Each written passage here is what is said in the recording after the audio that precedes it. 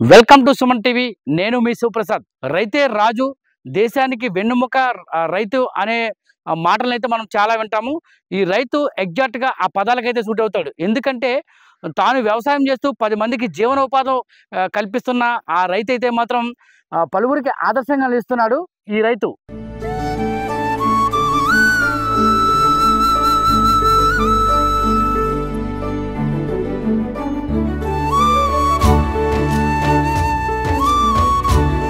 ఈ రైతు ప్రస్తుతం అల్లూరు సీతారామరాజు జిల్లాలోని కిండ్ర కాలనీలో తనకున్న 10 ఎకరాల పొలంలో అయితే మాత్రం తను ఎటువంటి పురుగు మందుల అవశేషాలు కలిగిన ఎరువులను వాడకుండా కేవలం ప్రకృతితో సహజ సిద్ధంగా వచ్చే ఎరువులను వాడితే అయితే మాత్రం ఇక్కడైతే మాత్రం పంటలను పండిస్తున్నాడు.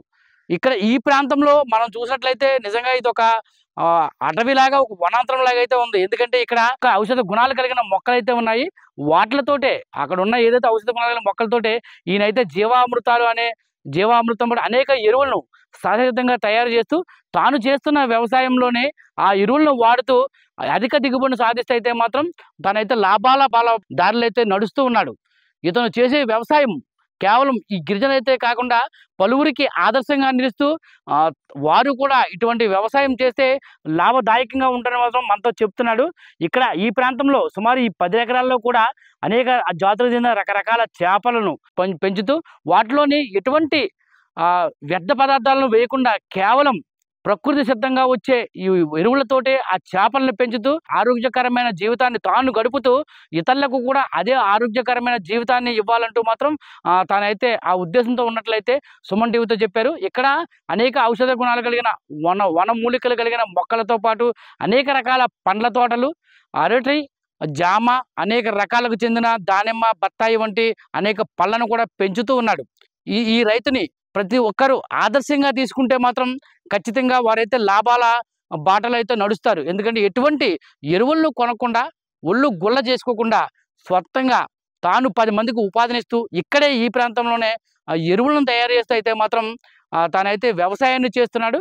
ఆ రైతు మనతో పాటు ఉన్నారు. ఒక్కసారి ఆయనతో మాట్లాడే ప్రయత్నం చేద్దాం రండి. ఇప్పటిదాకా మనం చెప్పుకున్న ఆదర్శ రైతు, గిరిజన రైతు ఈయన పేరే గంపా నాగరాజు. ఈయన సుమారుగా తన చిన్నతనం నుంచి కూడా ఆ తల్లిదండ్రులు ఏదైతే పూర్వీకుల నుంచి వచ్చిన వ్యవసాయం ఏదైతే ఉందో అదే ప్రకృతి సిద్ధంగా అయితే తాను వ్యవసాయం చేస్తున్నానంటూ ఆయన అయితే మనతో చెప్తున్నారు. ఈ ప్రకృతి వ్యవసాయం చేయడానికి ఆయన ఏ విధంగా ఈ ప్రాంతాన్ని అనువుగా ఏర్పాటు చేసుకున్న విషయాన్ని గంపా నాగరాజు గారిని అయితే అడిగి తెలుసుకుందాం. నమస్తే నాగరాజు గారు, చెప్పండి. మీ స్థలంలోకి వచ్చాక సుమారుగా చుట్టుపక్కల అంతా కూడా ఒక చాలా ఆహ్లాదకరమైన వాతావరణం అయితే కనిపిస్తుంది. అంటే ప్రకృతితో సహజ సిద్ధంగా అయితే మాత్రం మీరు ఇక్కడ ఏదైతే పండ్ల తోటలు కానీ వ్యవసాయాన్ని కానీ చాలా చక్కగా చేస్తున్నారు. ఇది 10 మందికి ఆదర్శం. అసలు ఎలా చేస్తున్నారు ఈ వ్యవసాయం అనేది కొంచెం మా సుమన్ టీవీ ప్రేక్షకులకు అయితే చెప్పండి. అందరికీ నమస్కారం అండి. మాది అల్లూరు సీతారామరాజు జిల్లా రాజము మండలం కిండ్ర కాలనీ గ్రామం అండి. నా పేరు గంపా నాగరాజు. మేము గతంలో మా పూర్వీకులు చేసేటువంటి ఈ ప్రకృతి వ్యవసాయం పట్ల చాలా ఆసక్తిగా ఉండేవాళ్ళం. అయితే మాకు ఈ గ్రామానికి ప్రకృతి వ్యవసాయానికి మేము కూడా రసాయన ఎరువుల్లోకి వెళ్ళిపోయేవాళ్ళమేమో. అయితే మాదంతా కూడా రీసెంట్గా ఈ మధ్యలో 2018 వరకు కూడా మాకు ఒక రహదారి సదుపాయం కానీ అసలు కమ్యూనికేషన్ అనేది ఎటువంటిగా ఉండేది కాదు. అయితే మాకు 2018, 19 ఆ సమయంలో ఇప్పటి కలెక్టర్గా వచ్చినటువంటి దినేష్ కుమార్ గారు మాకు అప్పుడు ప్రాజెక్టు అధికారిగా ఉండేవారు.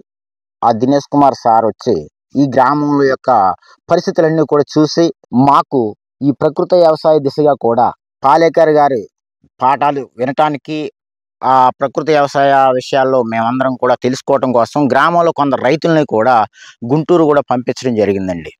ఆ సమయంలోనే ఈ గ్రామానికి రహదారులు, అదేవిధంగా త్రాగునీరు, సాగునీరు కూడా మరి దినేష్ కుమార్ వ్యవసాయం కదా అన్నట్టుగా ఉండేది. అయితే దానికి ఇంకా ఉన్నతాధికారులు కాస్త మాకు RYSS అని చెప్పేసి రైతు సాధికార సంస్థ అధికారులు కూడా కాస్త మాకు సహాయం చేస్తూ ఉండేవారు. మాకు తెలియని విషయాలు కూడా వాళ్ళు, అంటే మేము ఎప్పుడూ కూడా పెంటగా వాడేవాళ్ళం. ఆ RYSS అధికారులు మాకు దాన్ని ఘనజీవామృతంగా చూపించడం జరిగేది. మేము గోమూత్రాన్ని వ్యర్థంగా అంటే పేడలో కలిపేసేవాళ్ళం తప్ప దాన్ని జీవామృతంగా చేసుకొని దాని ద్వారా మేము పంటలకు ఇయచ్చు అనేటువంటి ఆలోచన అనేది రాలా. అయితే మేము ఈ ఆర్వైఎస్ ద్వారా మరి మేము దాన్ని జీవామృతంగా తయారు చేసుకొని దాన్నే మా మొక్కలకు వేసుకొని తద్వారా అనేక రకమైనటువంటి కూరగాయలు కావచ్చు, ఇక్కడ మొక్కలు కావచ్చు. నా దగ్గర సుమారు ఒక 40 జాతుల పళ్ళ మొక్కలు ఉన్నాయండి. మరి ముఖ్యంగా ఇక్కడ ఉన్నటువంటి మాకు సులువుగా ఉండేటువంటి దశపర్ణి కషాయం అని కానీ, లేదు అనుకుంటే ఇక్కడ తక్కువలో మాకు మేముగా తయారు చేసుకున్నటువంటి కషాయాలు కూడా మాకు ఉన్నాయి. మా అందుబాటులోనే ఉంటాయండి. మాకు రైతులు కూడా నేను L2గా పనిచేస్తున్నాను. సిక్లింత యూనిట్లో ఉన్నాను సార్. నేను ప్రస్తుతానికి నా పైన ఉన్నటువంటి అధికారులు ఎంటీలు కావచ్చు, లేకుంటే డిపిఎం కావచ్చు, వీళ్ళందరూ కూడా మాకు ఎప్పుడూ కూడా ప్రతి నెలలోనూ కూడా ఒక మీటింగ్ పెట్టి ఆ మీటింగ్లో కూడా మేము చేయాల్సినటువంటి పనులు చేసి తద్వారా మేము కూడా రైతులకి కాస్త ఆదర్శంగా ఉండేలాగా చేయమని చెప్పేసి కూడా వాళ్ళ ద్వారా చెప్పడం జరిగేదండి. అదేవిధంగా మాకు ఈ మధ్యకాలంలో సప్లై నిధుల్లో వైఎస్ఆర్ కొవ్వూరు వారు అరటి తోటల పెంపకం నుంచి డాక్టర్ రామానందం గారి ద్వారా కూడా మాకు అరటి విత్తనాన్ని G9 వెరైటీని కూడా ఇవ్వడం జరిగిందండి. దాన్ని కూడా ఒక 4 రైతులకు ఇవ్వడం జరిగింది. అందులో ప్రధానంగా ఏంటంటే ఈ ఏఎస్ఆర్ జిల్లాలో చూసుకుంటే గంగవరం మండలంలో ఒకరికిను, ఇక్కడ ఒక ముగ్గురికి ఇవ్వడం జరిగిందండి. దాన్ని కూడా తద్వారా ఎక్కువ ఆదాయం వస్తుంది అనేటువంటి ఉద్దేశంతో మరి శాస్త్రవేత్తలు కావచ్చు, కేవీకే అధికారులు కావచ్చు మాకు ఎంతగానో సహకరించి మరి రైతులకి ఇస్తే వాళ్ళు ఎంతో ఆర్థికంగా ఎదుగుతారనేటువంటి ఉద్దేశంతో అవి కూడా ఇవ్వడం జరిగింది. తద్వారా మేము ఈ రోజున చూసుకున్నట్టయితే G9 వెరైటీని కూడా మరి సమృద్ధిగా పండించి ఉన్నాము. వెంటనే మరి దానికి సంబంధించినటువంటి మొక్కలు కానీ, లేదనుకుంటే దానికి కావాల్సినటువంటి ఇంకా వెరైటీ మొక్కలు కానీ ఏదైనా కావాల్సినట్లయితే మా కేవీకేలో కూడా అందుబాటులో ఉంటాయండి.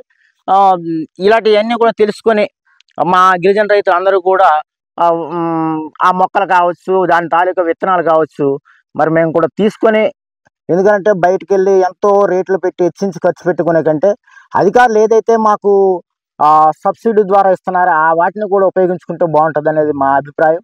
అదేవిధంగా ఇక్కడ చూస్తే మరి గతంలో మరి నారా చంద్రబాబు నాయుడు గారు ప్రభుత్వ హయాంలో జరిగినటువంటి ఇంకుడు గుంటలు కావచ్చు, లేదు అనుకుంటే గతంలో డ్రిప్ ఇరిగేషన్ కావచ్చు, అది జైన్ కంపెనీ వాళ్ళకి ఇచ్చారు. అయితే దాన్ని ఇంకా పూర్తిగతంగా అవ్వలేదు. అయి ఉంటే ఇంకా మా గ్రామంలో ఉన్నటువంటి రైతులు 350 ఎకరాలకు గాను మేమందరం కూడా డ్రిప్ పెట్టి ప్రతి హార్టికల్చర్ సంబంధించిన పంటలన్నీ కూడా పండించుకునే వాళ్ళం. ఇలా పంటలు చేయటం వల్ల మేము ఆర్థికంగా అభివృద్ధి చెందటానికి ఎంతో దోహదపడుతుంది. అదేవిధంగా మరి ఇప్పుడు రసాయన వ్యవసాయాలు చేసేటువంటి వ్యక్తులు ఉన్నారు, ఎందరో అప్పులు పాలవుతున్నారు. మాకు ఆ సమస్య లేదు. మా షెడ్లోనే మాకు ఉన్నటువంటి ఆవులతోటే ఈ 10 ఎకరాల వ్యవసాయంలో కూడా సునాయాసంగా చేసుకోగలుగుతున్నాము. దానికి ఉపయోగపడేటువంటి ఖర్చు ఏమీ అంతగా ఉండదు. ఒక యూరియా బస్తా కొనుక్కున్నంత ఆ డబ్బులతో మనం ఇంచుమించు మా పొలానికి సరిపడా పప్పుల పిండి అవ్వచ్చు, బెల్లం అవ్వచ్చు, ఇవన్నీ కూడా కొనుక్కొని మేము వాటినే పిచికారి చేసుకోవటం వల్ల ఆరోగ్యంగా ఉంటాము. మా ఆహార పదార్థాలు తినేటువంటి వారు కూడా ఆరోగ్యంగా ఉంటారని తెలియజేస్తున్నాము. అదేవిధంగా మాకు ఉన్నటువంటి ఏదైతే కేవీకే వాళ్ళు ఉన్నారో వాళ్ళు మాకు కూడా ప్రస్తుతానికి కొర్రమీను చేప పిల్ల ఒకటి, అదేవిధంగా ఎర్రమైల, రాగండి, బుర్రబొచ్చు, మరలా ఏంటంటే రూప్సన్ చేపలను కూడా ఇవ్వటం జరిగింది. ఇప్పుడు ఏంటంటే మాకున్నటువంటి ఈ ఏరియాలో ఉన్నటువంటి చేపల రైతులు అందరూ కూడా ఆ అవకాశాలను వినియోగించుకుంటే ఇంకా బాగుంటుందని చెప్పేసి కూడా నేను తెలియజేసుకుంటున్నాను. దీనిని అజొల్లా అంటారండి. దీన్ని మనం ప్రధానంగా ఈ ఆవులకి అంటే పాడి పరిశ్రమలో ఎక్కువగా ఉపయోగించుకోవచ్చు. అదేవిధంగా పక్షులకు, కోళ్లకు కూడా ఇది మేతగా ఉపయోగించుకోవచ్చు అండి, దానాగా. అదేవిధంగా దీనిని మరలా ఇప్పుడున్నటువంటి ఫిషరీస్ ఏదైతే ఉందో చేప జాతి అన్నిటికీ కూడా ఇది ఆహారంగా ఉపయోగపడుతుందండి. దాంతోపాటు మనకు పొలాల్లో కలుపు నివారణకు కూడా ఇది బలమైనటువంటి విషయం చెప్పుకోవాలి. దీంట్లో ఇప్పుడు పౌష్టిక ఆహారం అనేది మనం పిల్లలకి ఏ విధంగా అయితే చెప్తున్నామో పక్షులకు కానీ జంతువులకు కానీ ఇది బలమైనటువంటి ఆహారం అండి. ఔషధ గుణాలు కలిగిన మొక్కలతో పాటు వ్యవసాయాన్ని చేయడం చాలా సంతోషంగా ఉందని, సహజసిద్ధంగా ప్రకృతి ఇచ్చిన సహజసిద్ధంగా చేసిన ఎరువులతో వ్యవసాయం చేయడం వల్ల తాను రోగాల బారిన పడకుండా, ఎదుటివారిని కూడా రోగాల బారిన పడకుండా అయితే మాత్రం తాను కాపాడుతున్నాననే ఆనందం తనకైతే వస్తుందని, బయట ప్రాంతాలలో మైదాన ప్రాంతాల్లో పురుగు మందు అవసరమైన కూరగాయలు తినడం వల్ల అనేక రోగాల బారిన పడుతున్నారని, వారంతా కూడా ప్రకృతి వ్యవసాయం వైపు వెళ్ళగలిగితే రోగాలు అనేవి లేకుండా రోగరహిత సమాజంగా అయితే ఉంటుందని ఆయన మనతో చెప్తున్నారు.